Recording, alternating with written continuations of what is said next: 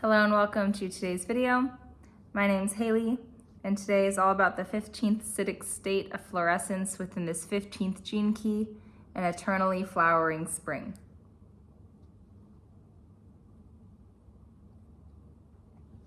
The word fluorescence refers to the process of bursting into flower. That's nice to envision, right?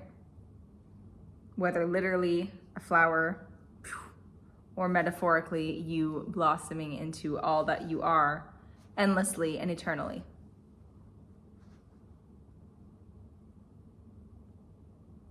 And of course, he's using this metaphorically to refer to your never-ending, always occurring enlightenment, always being filled with more light and expressing more light. This state of flowering, again, whether literally or metaphorically, occurs sporadically, randomly.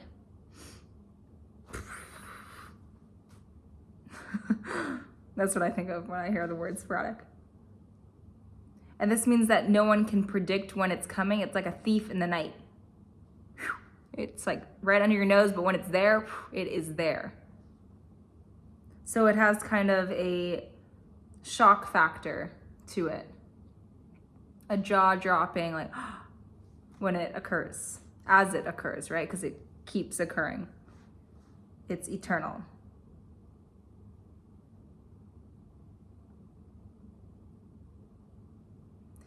He says here that even though we don't know when it occurs until it is occurring, we can recognize when it's happening to another person. And this is simple, right? You can think of someone in your life when you've really watched them just level up, whether from an emotional standpoint, gaining more emotional intellect and presenting themselves in a more patient and kind way. You're like, what happened to Jenny? I mean, she was always nice, but now she's like, something's different. She acts different. She exudes more kindness easily and effortlessly. So you can observe this quality of fluorescence within another.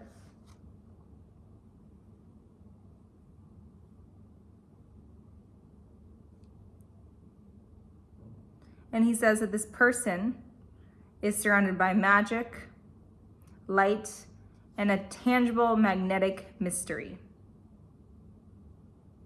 Magic, light, and a tangible magnetic mystery.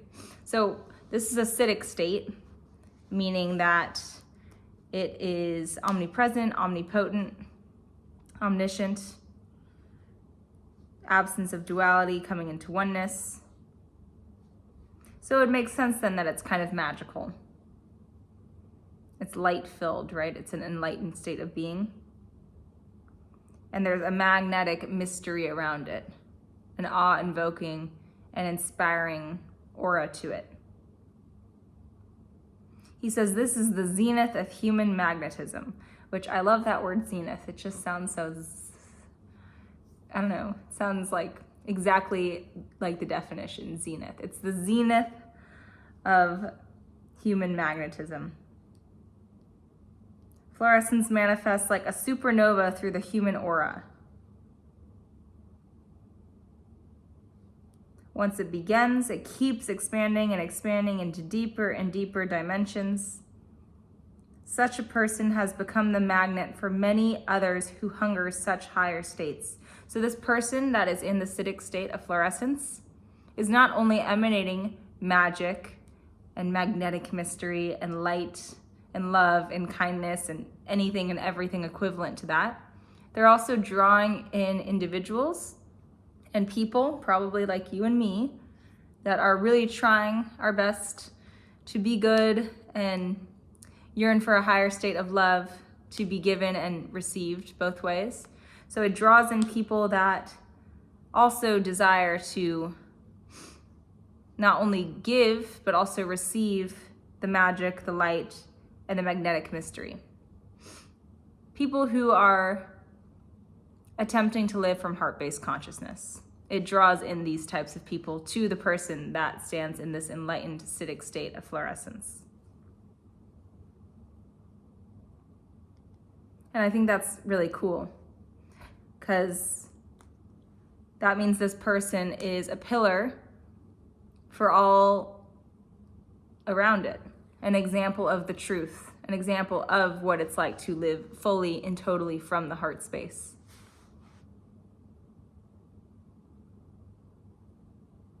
So this also means then that this person has to be completely comfortable with who they are, right? Not only are they authentic, they're actually being who they are. They are in love with who they are, and not in this arrogant ego type of way, in like a I'm secure in who I am type of way. So much so, anyone and everyone can come around me from different angles, and I'm not going to feel threatened or insecure if they look at a part of me that I don't like, because all of me I'm comfortable with, which means I can fully relax, let myself be observed. I'm in a state of total presence, therefore emanating total love, and therefore able to give that to everyone who is magnetically drawn to me. So this person is always giving others the gift of the option to be authentic, constantly allowing people to witness what it's like to be eternally flowering, to be always stepping into more of who you are, which once again is, as cheesy as it sounds, from here. I know that's like so cheesy, but it's true. It's just true, okay? The cheese is always true. And it's funny because sometimes when I say these like really, really cheesy things, I can't help but like kind of giggle inside, because trust me, I know how like silly some of it sounds. Or like, oh, come on, dude, so cheesy. Like I'm just grating cheese as it's melting. But you have to agree with me that that's true, right? When you meet someone who's actually standing in their authenticity, they're genuinely gifting that to other people. And so, yeah, it makes me giggle because it's kind of silly, it's kind of funny, it's really true, and it's also relieving and such a nice truth to sink into. So that's why I get this little like a mini smirk when I say something cheesy.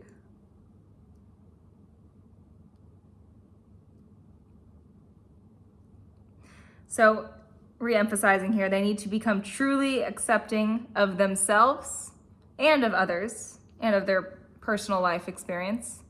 And this is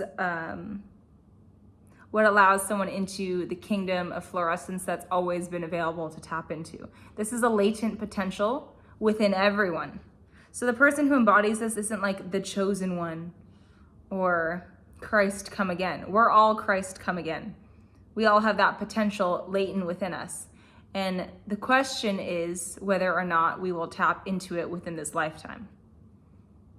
And this has like been a huge deprogramming for myself, believing that anyone and everyone, including myself, can attain, can tap into, can open the door of living from the heart totally and fully. And just because I'm not there yet doesn't mean I'm not really close. And that goes for you who's watching this too. But also, sorry, this is getting to be a bit of tangent, but I'll just add also not being obsessed with this idea of future projection of enlightenment. Oh, when I'm fully living from the heart, then I'll be able to be my most highest version of service. That's the ego playing a little trick. So anyways, as you can tell by me walking you through this little rabbit hole, none of this is really meant to be understood or talked about through words or with the mind, which ironically enough is exactly what I'm doing and exactly what Richard Rudd is doing. It's all meant to be felt into the heart.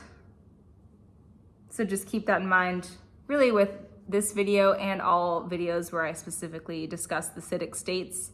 Enlightenment is such a kind of like thing that the more we try to pin it down and chase it and grapple it and like, oh, this is how you do it, ironically enough, that's the more that we push it into the temporal linearity of time and step away from truly understanding and therefore embodying it.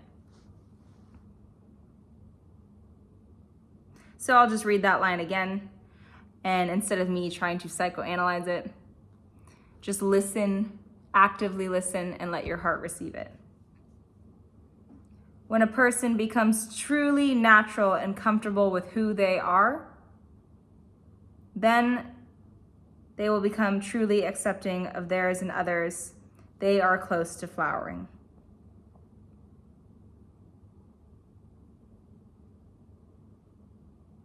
He says that fluorescence is only experienced when awareness finally comes to rest.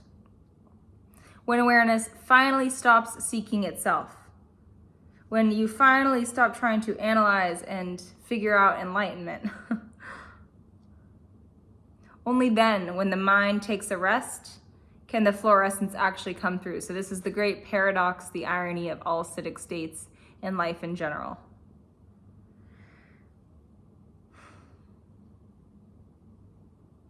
It's only through stopping that a person is able to actually perceive the reality of love, of heart-based consciousness, of presence, of fluorescence. And he emphasizes here that it's not that you're forcing the mind to completely stop and halt. You're not saying don't think. Because guess what happens when I tell you to not think, or I tell myself to not think? You start thinking even more, right? Because then the mind's like, what, don't think? What do you mean don't think? Or the classic example of like, oh, don't think of a pink elephant. Okay, great, now I'm totally thinking of a pink elephant, Haley. So he says this is not the point. We're not trying to suppress the urge for the mind to think. That's the nature of the mind. It does that, it thinks. So it's not that we're telling it not to do what it's naturally there to do. Rather, instead, we need to cease identification with the thoughts that the mind is bringing up. And this can actually easily be translated to meditation too, which is another misunderstood spiritual tool. Meditation is not the absence of thought. I used to think it was, and I know many people watching this probably think it is. Meditation is not the absence of thought. Meditation is, like he says here, the exact way to get to fluorescence, not identifying with the thoughts that the mind brings up. So I'm going to give an example. Say you sit down to meditate. Okay, you close your eyes. I'm hungry. Oh, maybe I should have some, oh, we have apples in the fridge. Ooh, Thanksgiving's next week. Maybe I'll make apple pie and bring it to Nancy's house. Oh God, at Nancy's house, Aunt Jamie's gonna be there and she's so fucking annoying. I hope she doesn't bring up the dog. Damn it, I forgot to take the dog to the vet. Okay. Oh yeah, I'm supposed to be meditating. Purple, yeah, purple's a good color, but pink is much better. Ooh, I wonder if I should take that dress that I bought back to the store and get the pink one. Because pink is better than purple, or is purple better than, oh right, I'm supposed to be meditating. So see how it's like just a constant bringing back to presence, and it's seeing the thought, noticing when you're identifying with it, which is the only thing that allows it to trail into a new thought, and simply bringing it back to the present moment. This is the true art of meditation, and this is also what he's referencing here. It's not that thought stops, it's that identification with the thoughts stop, which ultimately lead to a natural coming home to presence. And ironically enough, right, say you are meditating and you notice you're identifying with thought and you get mad at yourself. Oh, I can't believe that I'm supposed to be meditating. Oh, I'm so bad at meditating. Guess what? Now you're actually identifying more with your thoughts. So getting angry, I'll just emphasize, is a perfect way to get you further away from a meditative state, from reality, and therefore away from fluorescence. This is where the compassion piece comes in.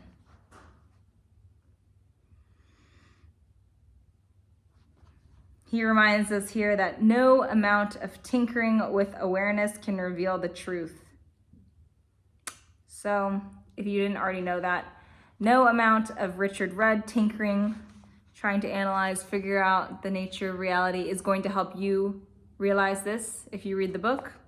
No amount of me explaining it, trying to make logical sense out of it is going to help you who's watching this understand the truth. Truly understand, right? On a mind and level, body-mind level consciousness. It might help you conceptually understand the concept of truth if you watch these videos or if you read the Gene Keys or follow another thought leader, listen to a podcast, read a book, whatever. But to actually truly know and download truth and reality into the body, it's experiential. meaning it's not perceived through the mind, it's perceived through the heart. And this is just a reminder he gives us, which I do appreciate, because I know I so often get caught up in the tinkering with awareness. I absolutely love to read books like this and mark them up and make videos like this and talk about the nature of reality. And that's all fun and games, and that's okay. There's nothing wrong with it. But just keeping in mind that this is not going to lead an individual to a acidic state of enlightenment like fluorescence. It's a friendly reminder.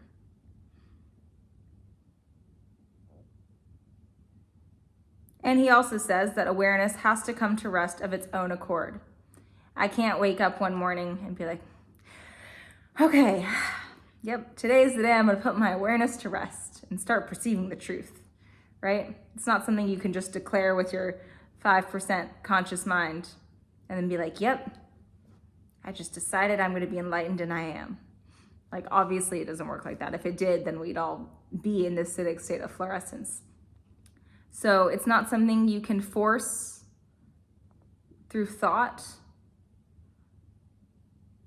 It's something that, once again, like a thief in the night, when you don't even see it coming, sneaks in the back corner and hits you. And I'll just bring us back to this first reminder. He says, we humans can recognize it when it occurs in another.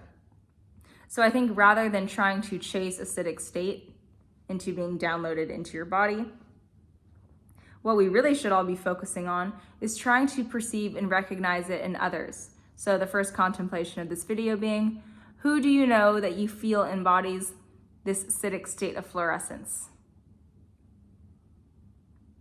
Or think of an example where you've witnessed or you've had the privilege to observe the acidic state of fluorescence flower into another. When have you witnessed someone just totally being themselves and seen other people, including yourself, perhaps gravitate towards them and just be like, wow, and actually maybe even felt a little bit freer being around that person? They're being who they are. And now, whether it's conscious or unconscious, they're gifting me the ability to feel a little bit more comfortable being who I am. It's really important to observe this kind of behavior and these types of people in the world, because in observing it and then reminding ourselves that life is simply a projection of my reality, that is actually the best way to download it into the body. Once again, we're not doing this for the goal of that. It's also really nice and fuzzy to think about examples of people or experiences that you've had of fluorescence. And that should be the main aim here, to start to marinate in the energy of fluorescence and feel how relaxing it feels. Fluorescence depends on nothing. It occurs whenever it feels like occurring. That's it.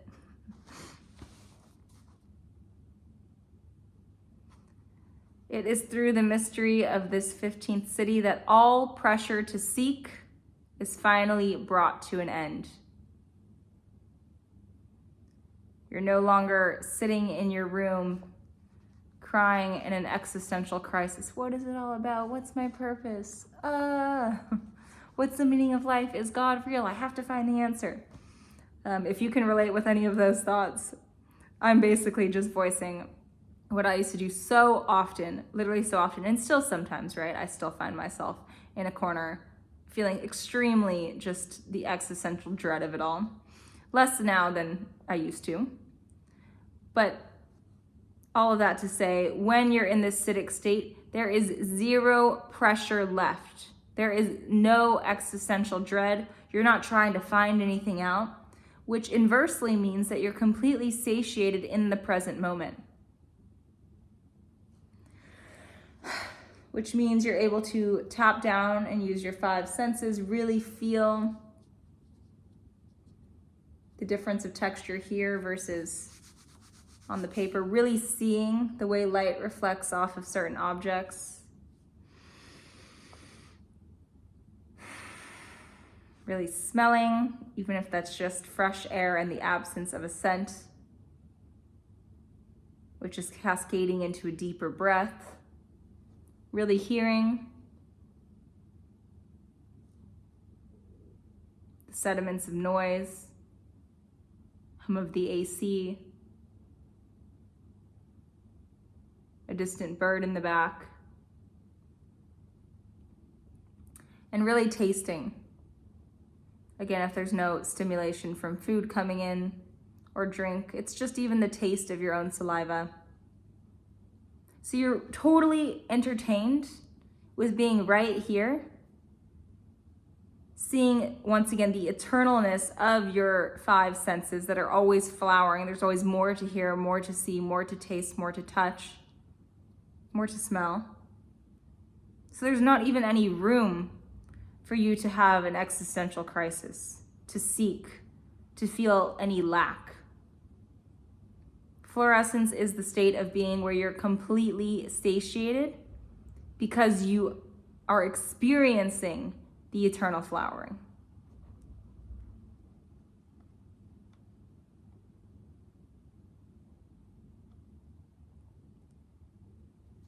Oh, I like this part because I didn't know this. So he says that nature produces many buds on many different plants, but all plants flower at a unique time, right? According to what type of plant they are, what season it is, if it rained enough, if there's sunshine. But all the buds on a particular plant open collectively in a great rush of dynamic energy, he says. And this is exactly can be translated to human beings. Enlightenment doesn't just occur to one person. Just like a bunch of flowering buds on a tree, once one flower flowers, it's only a matter of time till this dynamic energy spreads throughout the whole tree and everyone's sporadically blossoming.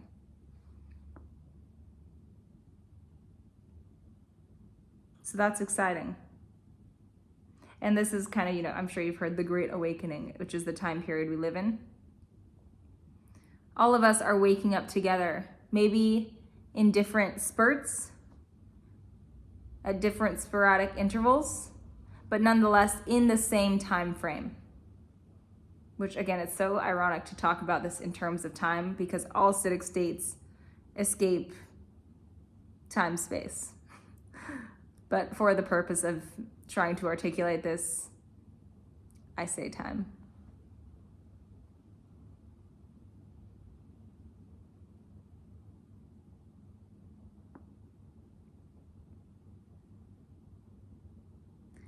A person manifesting the 15th city has a vibrancy that is simply irresistible.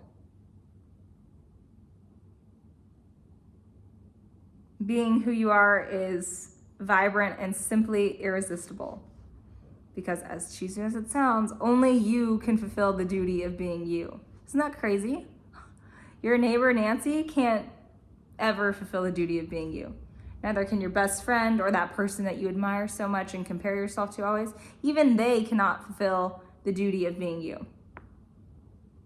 And so when you step in and fill that duty, it's vibrant and simply irresistible because it's completely unique, completely one of a kind. So cheesy, so cheesy, so cheesy, but so true.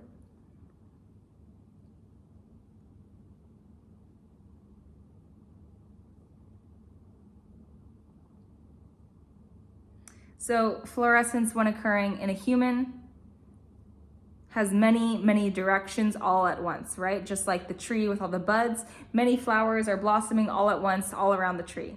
Same with human. Your potential will start to seem endless because it is. It's as if you're flowering in every possible sphere of life at the same time. All of a sudden you find abundance of money in your account, abundance of opportunities coming in the form of jobs and friendships, abundance of deep relationships. You're finding very fulfilling, satisfying relationships with your friends, with new friends, with a new lover, with family or friendships that have existed in the past and maybe become dull. Now they've elevated not only from magnetism, but even into fluorescence. All areas of your life are becoming more and more abundant, flowering into this eternal state of fluorescence. Always moving, growing, exploring, and delighting. That sounds pretty good. And once again, he reminds us this is only occurring when the mind has completely given up control. Completely surrendered to the fact that I will never figure it all out.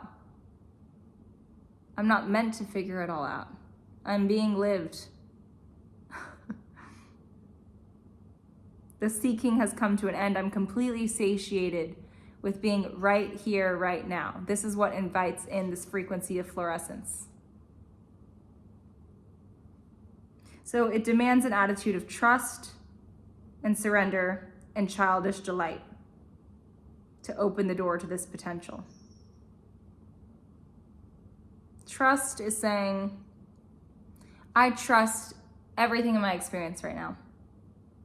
Bad or good, the label that the mind gives to it, I'm just gonna not even worry about that. Whatever is happening, I'm completely satiated with. I trust it. I surrender to whatever is happening right now. And I have a childish delight. I'm actually enjoying or trying to enjoy. I won't even say trying. I'm just enjoying what's happening right now. This is not something you have to try to have. It's just something, once again, that dawns on you. I'm finding the beauty in the reflection of the light off of this water glass instead of saying, I'm bored, there's nothing to do right now.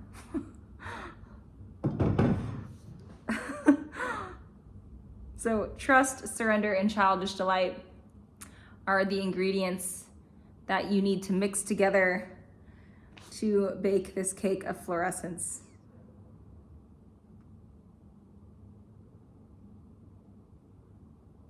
He reminds us about the Schumann resonance, which I talked about in the past video. If you haven't seen that, you can go backtrack and watch that. He says, when you come into perfect harmony with the Schumann resonance, which is 7.8 hertz, right? Time will stop. Fluorescence blossoms. So he continues here. He says, human seeking will eventually burn itself out. Right? We can't decide, wake up and decide, I'm done seeking, I'm done with that. No, that's just a concept. Human seeking, your individual human seeking, my individual human seeking, will eventually tire itself out. Right? You can think about a kid, like a 5-year-old that has a lot of energy. If you tell him, like, okay, you know what, we're just gonna decide it's 2 p.m. We've been running all around all day. You're tired. No more of this running around. The 5-year-old's not tired. He's like, it's only 2 p.m. I got the whole rest of the day to run around. He, of his own accord, will tire himself out. And it will require more running around. You can think about this in the same way as human seeking. You cannot tell your human seeking when it's over. Humanity will run its course, seek until it's tired, because it's tired from all that running around, from all that seeking, and then it of its own accord will lay itself down, fall asleep. And then you'll actually wake up to this real nature of fluorescence, right? So this isn't something you need to worry about. Evolution will evolve because that's what evolution does.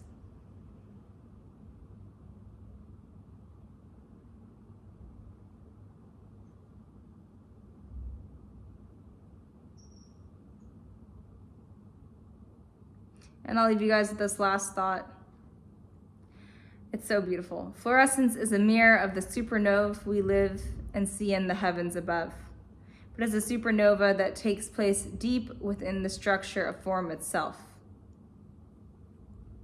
Fluorescence is the explosive chain reaction of enlightenment of all forms to the true nature of consciousness.